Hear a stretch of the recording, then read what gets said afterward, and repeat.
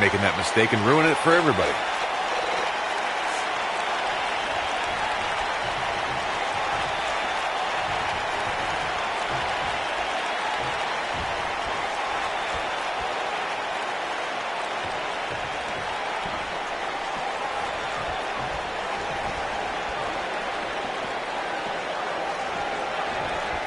Thanks to Raw General Manager Kurt Angle, in May of 2017, the WWE Universe saw a dream team come together when the Hardy Boys joined forces with the Lunatic Fringe Dean Ambrose. The exciting trio took on Sheamus, Cesaro, and The Miz. Truth be told, both Miz and Ambrose blended in with their impromptu tag team partners pretty well.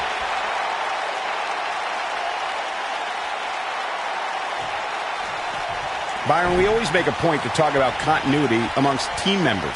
In the six-man match where Dean Ambrose teamed with the Hardys against Sheamus, Cesaro, and The Miz, both teams worked very well together. That surprised me since this was the first time they teamed together. But there was something that night about the lunacy of Dean Ambrose fitting perfectly with the Daredevil Hardy Boys.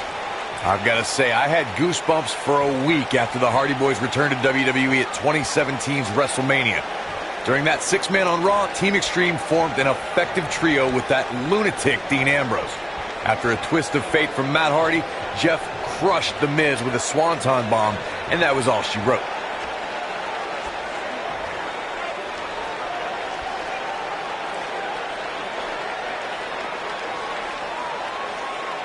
Six-man tag team matches have been a staple of competition since the early days of sports entertainment.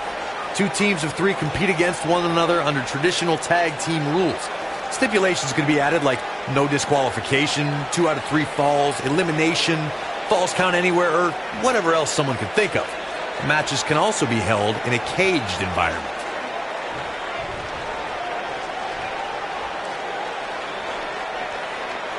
Six-man tags can be fought under so many different types of stipulations. Teams can be part of a faction, where 3 superstars have aligned because of a common interest. The most crucial aspect to a six-man tag team being successful is that trio's ability to act as one cohesive unit, 3 individuals working collectively at all times.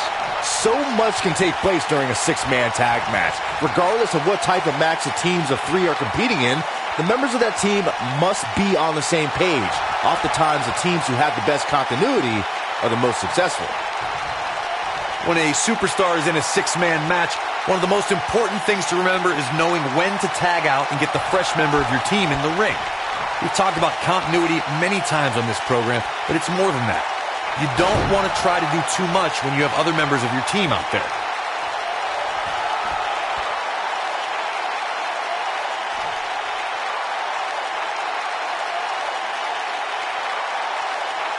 Corey, you spoke about when a superstar is in six-man action and how crucial it is that they have the presence of mind to realize when they need to tag out. Not everyone who competes as part of a six-man team has the ability to do that. We've seen many times over the years that a superstar's inability to do that has cost their team the match. We've also seen over the years that not all superstars play well with others. Some competitors are so dedicated to singles careers that when they are put in a six-man team, they become a bit lost. That's when a mistake could be made, and it could be very costly.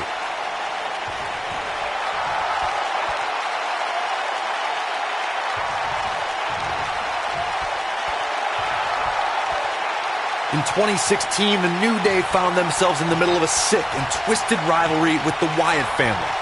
Things escalated to the point where Bray Wyatt invited the New Day to do battle at the Wyatt family compound.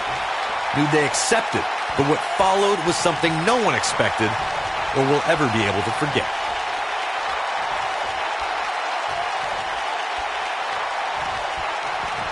Going to the top, high risk. Corey, we've talked about six-man tag matches, and earlier you talked about one that caught the attention of the entire sports entertainment world. The New Day fought for survival amongst the darkness of the Wyatt family compound in a battle where pickaxes and cinder blocks were used as weapons and automobiles were battering rams. The New Day versus the Wyatts at the Wyatt family compound was not your traditional six-man tag match, but it showed what can happen when issues between factions can't be resolved through a sanctioned WWE match. I'll tell you what, none of the men who fought in that conflict will ever be the same. Something that is always important in a six-man match is having the ability to perform double team moves. One of the things that successful six-man teams try and execute are double team moves, and then have the third team member perform a signature or finishing maneuver to deliver maximum impact to an opponent.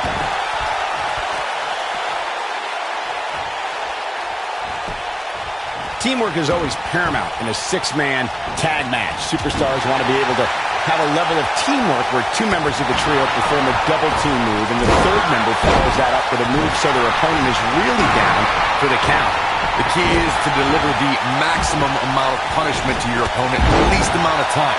You have until the referee's count of 5. It's not like you have all day in the ring, but if your team of 3 can deliver that type of offense, your trio will be in good shape. Oh, what a panorama.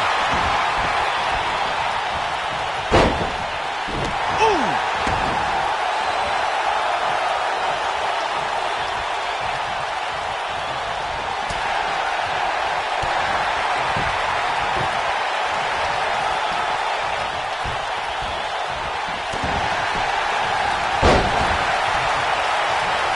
Ooh, that hurt right to the kidney. Golly. Oh, he's so ruthless. Now that's how you use a table to your advantage. Oh.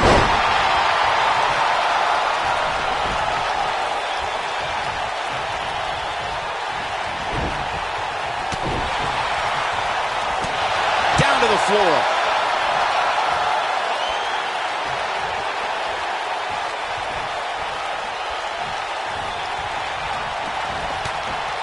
Jumping, leaping attack.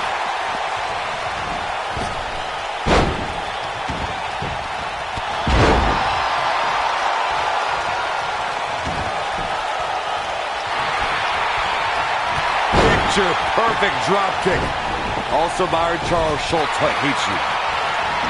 He's making a statement here with this attack. Vertical suplex. Nice. Oh boy, he is rolling. Hooked up. There he goes, crashing to the floor. Ooh, what impact. In position for a power bomb.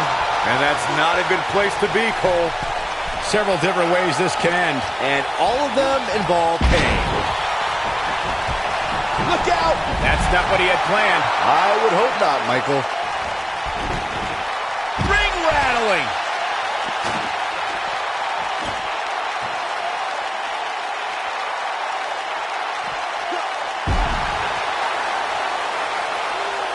What have we got here? This could be big. This might be it. Oh, my. Oh, boy, he is rolling. This can go a variety of different ways, Corey. And almost none of them are good.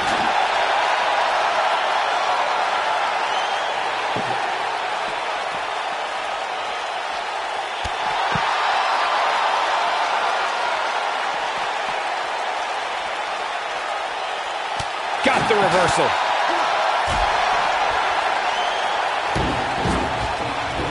Uh-oh, watch out! Oh, clobbered by the steps. That'll make you reassess some things. When this guy's on, look out. Face buster. Neck breaker. That could be it. This is what makes him one of the best in the business. There are instances when a six-man tag match will feature a team where superstars have not always seen the end may be near. Oh, it's over. I think that slam caught us all off guard. Oh, he's so ruthless. Now that's how you use a table to your advantage. Oh, nasty impact.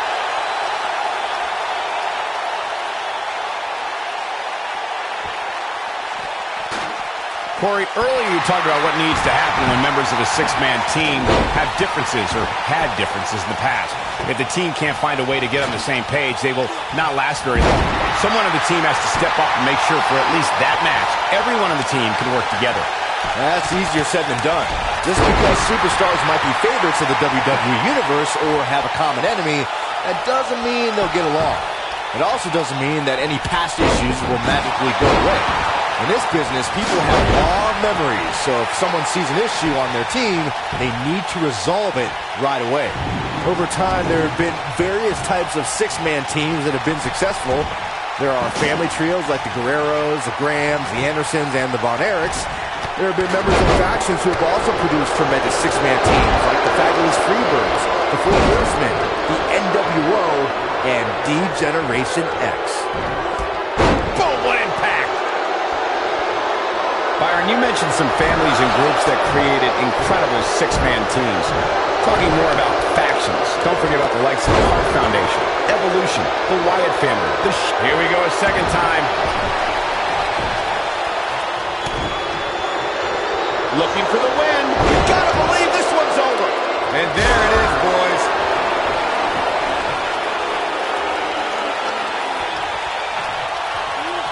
Crucifix powerbomb. That's how you put an exclamation point on the end of a match, guys. He doesn't want to do this outside the ring.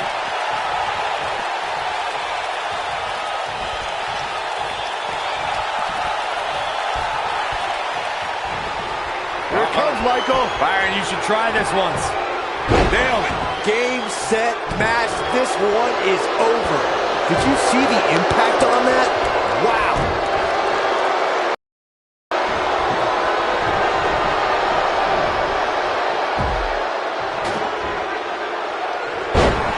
Six of WWE's most alpha personalities all competing in the same match.